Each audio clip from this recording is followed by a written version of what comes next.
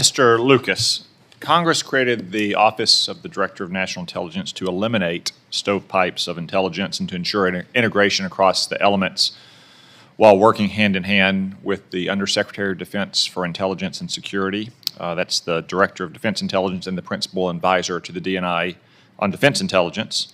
To ensure that national and military intelligence needs are met, Congress also sought to ensure analytic objectivity standards were set and they were met. Will you commit to working with this committee to restore the ODNI to what it was originally intended to be? Yes, Chairman. If confirmed, I would commit to that. In your experience, is ODI on the path to becoming just a part of the bureaucracy that it was created to eclipse? Thank you, Chairman. As I said in my opening remarks, I have seen ODNI grow over the years, often without regard to its original mission. So yes, I would agree with that statement. As I said earlier, I believe ODNI has a very important role to play, but we need to ensure that it is focused only on that role and not engaged in business that is properly left to other IC agencies. Thank you.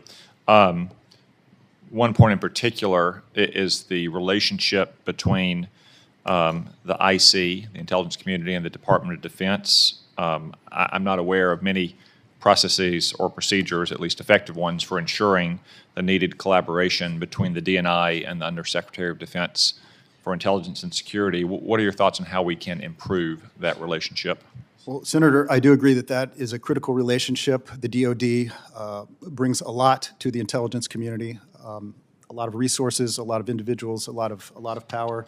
My understanding is that currently there is a weekly sync between the Director's Advisors for Military Affairs and OSD INS.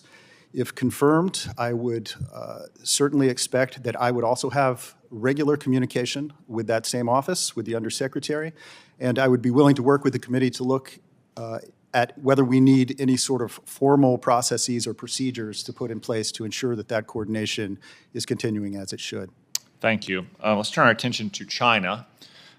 This year's annual threat assessment stated, quote, China stands out as the actor most capable of threatening U.S. interests globally, end quote. There's, of course, bipartisan support in Congress for ensuring that the Chinese communists don't achieve their goals in replacing the United States as the world's dominant economic and therefore military superpower.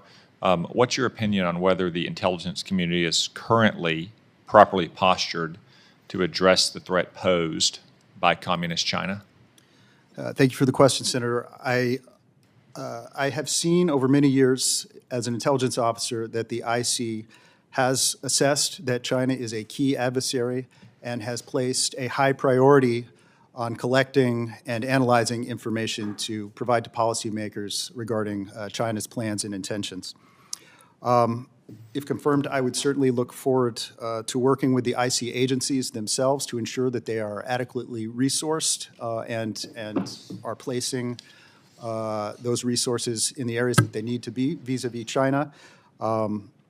That's, of course, if I'm confirmed. I lack that bird's eye view, quite frankly, right now about what each agency is doing, but certainly that would be a priority for me if I'm confirmed. Thank you. Mr. Kent, I want to turn to the threat of terrorism.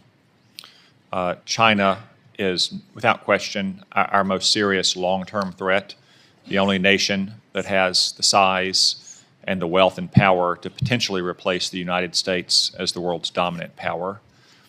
But as you say in your opening statement, the threat of terrorism remains serious and ongoing. To borrow from a quote sometimes attributed to Trotsky, you may not be interested in terrorism anymore, but terrorism is still interested in you. Is that correct and something Americans need to understand? Thank you, Senator. I think that's 100% accurate. I mean, look, we have real threats that come from the Chinese Communist Party and other traditional state actors. However, terrorists want to kill us right now in this moment. And tragically, many of them are already here inside the United States. And there's countless other adversaries we have that are terrorists overseas that are plotting to kill us right now.